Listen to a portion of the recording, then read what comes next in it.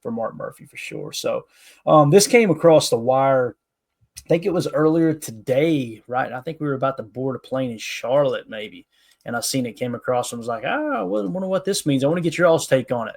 Isaiah Simmons. Now, listen, I'm going to be very clear here. I don't think Isaiah Simmons is a great football player. I'm not going to BS anybody.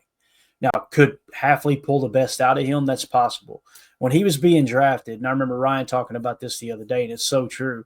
They were saying he could play any position on the field. He could play edge rusher, he could play stack backer, he could play corner. He's that athletic. And he has not been a good football player since he's gotten to the NFL. But with that being said, they had him in on a visit, right?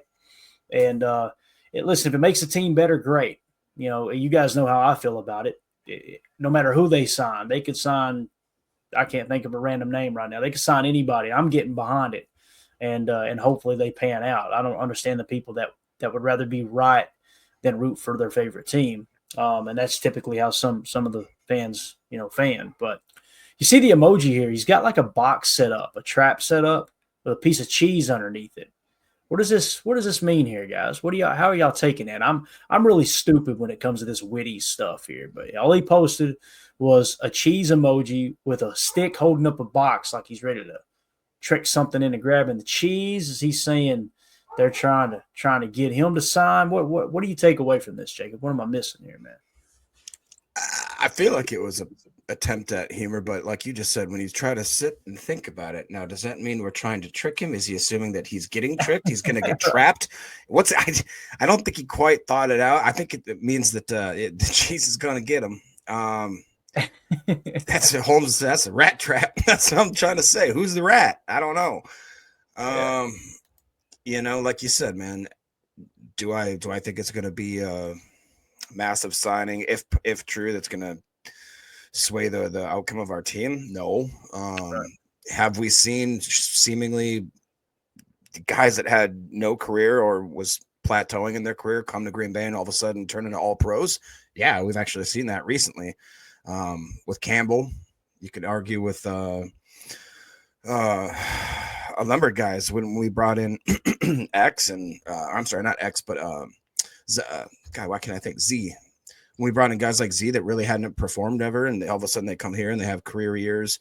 The Campbell, obviously, the cornerback that went to the Bills that Tim loved. Why can't I think of his name right now? Rasul. I mean, I'm interested, obviously, especially if we don't pay the guy much money. He comes in and who knows? He was a first-round draft pick for a reason. I think he went pretty high too, wasn't he? Like 8th overall or something like that. Top 10 pick. I'm almost positive. Yeah. Okay. So I'm with the group that we have right now, sure, bring him in and see if we can see what Hafley can do. You were right on the nose with that eighth overall pick 2020 draft. Yep. Yeah. The thing I do like about him, and I'll just say this, and it has nothing to do with football playing ability. The guy does not miss games. I mean, this guy he's available. So if anything, he's a guy that you're not going to worry about sitting on IR. I mean, you just look at the past few seasons, man, 16, 17 games, 17 games, 17 games, 17 games. So can stay healthy. I guess he's got that going for him, right? I remember, too, that was one of the big feathers in his cap. He grades out real well on special teams, if I'm not mistaken. We could always use that, for sure. No kidding. Yep. All right. Good stuff. Something else that came across the wire here I wanted to hit on real quick. If you're and I know we don't have anybody to listen to this, that's a threshold. Can't use that word. Let me think of a word I'm allowed to use on YouTube. The threshold police on Twitter. You guys ever put a mock draft out or say, man, I really like this player, and they go, some rando who thinks he's a draft expert jumps in and go, well, he doesn't meet the threshold. Okay, well, Baz put an interesting tweet out here. He says, one very important note from the 2025 Packers draft. They hopped off the traditional thresholds multiple times. Shorter, lighter wide receiver early, larger O-lineman, smaller edges with 34-inch less than 34-inch arms, smaller edges with larger than 34-inch arms, and smaller, lighter cornerbacks. So it seems like they may have fudged a little bit on the whole threshold, idea. I think it's important to mention the thresholds, but again, I would never be that person that says they won't draft someone because of it, because they have drafted them in the past. There is precedent for it. if you want to say it's highly unlikely, okay, great. It's also highly unlikely that they land a wide receiver in the first round, but they did that this year, right? So I don't know. You guys got a take on that. I thought that was very, very well put together there by Baz, who's obviously constantly studying the Packers and the game of football here. Yeah. If you listen to Ryan's podcast, I believe from this morning, he kind of touched on those as well. Everybody that's screaming from the rooftops, "You'll never do that." Right. It's it dumped a real nice cold glass of water in their face. And honestly, we did so much preparation for this draft, and we do every year. So like you said, we have to look at thresholds and understand where there are patterns. But for us to sit here and be like, they'll never do that. And then you'd be surprised at how confident people are on, especially the keyboard warriors, when you pose a scenario and you would have thought that you did something to their mind. You know what I mean? Like, they get personally offended. They go after you. They absolutely try to drag you through the dirt. And it's like, okay, well, now that we had a whole draft full of that theory kind of blown up in your face, it's like, hopefully, I would hope that going into a different season that everybody would maybe eat a little slice of humble pie and understand that they're not Mel Kiper, that they're not an expert. Who in the hell is honestly, Mel Kiper in a way? Oh man, what a drop! What a drop! It just, I think we all need it, and I've been guilty of having certain, thinking a certain way is almost automatic. I've got to work better on not doing that, but I think that this draft should definitely open up people's eyes just a little bit. Just a little bit.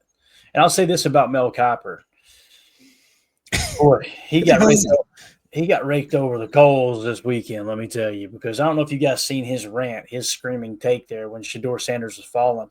He said, and I'm not, you guys correct me if I'm wrong in the chat, I don't think I'm exaggerating here. He basically said, no one in the league has been able to properly scout quarterbacks for the last 50 years. And I was like, what? And then someone immediately started pulling the receipts of all the quarterbacks that he's locked over the years that ended up being absolute busts. It was just like, Mel, watch those waters, buddy. You might want to get back on that plane. As you guys know, that's another person we've seen. You learn your lesson from Jamarcus Russell, right? I mean, come on. Cool. As soon as we got on the plane, there was old helmet hair hanging out in the front row. I mean, damn, there he is. Mandy pointed it out, and then afterwards, she pointed it out when we got on the plane. And I pulled up a picture of him. She said, that's him. And I was like, no way. Then we get off the plane. Sure enough, I'm like, that's Mad Mel. There he is. Mel Kiper. So, but yeah, he was one of those dudes that just thought Shedeur Sanders hung the moon. And I think Deion hurt his boy pretty bad. You go back to 2024 earlier last year, and he's literally on a podcast on video saying, there's only a handful of teams I'll let my boys play for. And you may think, okay, there's nothing wrong with that. He's a protective dad. I got you. But there's nothing wrong with the teams going, well, hell, we ain't going to waste a pick on him if we don't know if he's going to play for us. Right. And what do you mean by like let him play for, as if it's up to you? Right. It's kind of crazy. I mean, Deion holds power and influence, obviously, in a lot of ways. Right. And you have to respect the guy for the careers that he had as a professional. But yeah, I think, he probably did more damage than help for his sons in this draft, I think. Yeah. I just think it's a shame because I don't know, man. Like you said, you'd hate to ever – I don't have a kid, hopefully someday maybe I will, but I would hate that feeling of knowing that my ego, I don't know if you want to call it a drive to get attention, whatever you want to call it, ended up drastically impacting the career of my kid, and then to not show any remorse over it, and then to have all these pundits go up and be like, I've never seen grown men that sit there and whine on TV and think that like we got to give them the flowers and really be like that we're supposed to clap for grown men getting emotional about this and that, when it's like, dude, you shot yourself in the foot and now you're trying to blame other people. And it's just the most, like, you can't tell me that if you're in a 53-man squad, that's the guy that you want as the leader, the guy who's daddy, you know what I mean? It's such a bad look. And I don't feel like a leader of men, that's not the way you go into getting into the NFL and have guys respect you. It's just not. It's not. Yeah. Coach Lynn says Shedeur Sanders did not help himself either in the draft process. Right. It's a great point, man. There was all the reports coming out where he did not take the interview process serious. He was kind of too cool for school, sitting in the back of the room, didn't answer some of the questions, kind of answered them nonchalant, all this stuff coming out. obviously afterwards. But we had him high on our board because we had him high on our board. You guys know that's not a personal assessment from any of us. That's taking in the information of people that we trust and we respect. And it's just a perfect example of the best at predicting the draft, the best at covering the draft, the best at studying the draft. They get it wrong too. They do, because you're not in those war rooms. You're not sitting with the GMs and the head coaches and the scouting department behind the scenes, you know. So again, I think it's just a father's going to defend his son. I get it, but at some point you've really got to look up and go, okay, am I actually helping or am I hurting? And if the goal, if you can't 100% say no, I'm definitely helping him, then it's your ego that's in the way. You're the one, you're trying to make it about you and not about your son. That I could see that being an issue. And again, I'm not telling anybody how to father. I don't have a damn clue how to be a dad, but I may act the same way. I might have been worse, but from the outside looking in, if you're one of those dudes, I'm just telling you, it doesn't look good. And I always say, give the player grace. Now, Shador, he removed that opportunity. You know, there's some people that they don't like Christian Watson's dad. We follow each other on Twitter. I've never had a bad word with him, but I've also not got overly emotional after a football game, jumped in his Twitter feed and talked trash about his son. I don't do that. I've got a rule on this pod. If I wouldn't say it to somebody's face, I ain't gonna say it on the pod, because that's just chicken. You know what? That's all that is. I'm not gonna do it. But the thing about Christian, you never see Christian respond, right? So why would anybody hold his father's opinion against him? His dad owns his opinion. There's no two ways about that. The way he feels, he lets you know that's how I feel, and he stands on it. But you never hear anything from Christian, so why root against his son? Because, you know, you might disagree with his father. So, and again, I think people's parents, man, they care about the kids. You know, they're going to defend them. That's what cracked me up is when his brother and his sister jumped on there and started going off on fans because they were bad mouthing, calling their brother soft and this and that. Like, I don't blame them. You call one of my family members soft, I'm probably that weirdo going to try to find your address, to be honest with you. Like, that stuff, that ain't nothing to play around with. Like, don't be an internet tough guy. That's the moral of the story, I guess. So just, I don't know. And again, Packer fans think, I don't know if it's not just Packer fans, but it's all fans. I don't know if they think they're cool. I don't know if they think it makes them look tough or what. One of all, it doesn't make you look tough. It shows how insecure you are. And two, you're not helping the team. You think other players aren't looking at that and going, damn, I ain't going there, a bunch of jackasses. Like, that's what players are thinking. They're not thinking, boy, I really want to sign up for that program. You know, thank God there's way, way, way more great Packer fans than there are all those handful of knuckleheads who think they know more than a general manager. So, absolutely. And most of the toughest talkers are, you know, softer than baby food in real life. So we know it's just a big, big facade. Yeah, exactly. All right. So, want to give a shout out before we get into the undrafted spotlight, the undrafted free agent spotlight. This is going to be awesome. There's some dandies in here, but I know Jacob's probably excited about this. This is the bargain bin, right, Jacob? And there's some good football players. I want to give a shout out to Easton Butler, who we got to meet this weekend as well. Very awesome good. dude. That was a great moment. Also got to meet Jeff Hagan, I think is the last name. We follow each other on Twitter.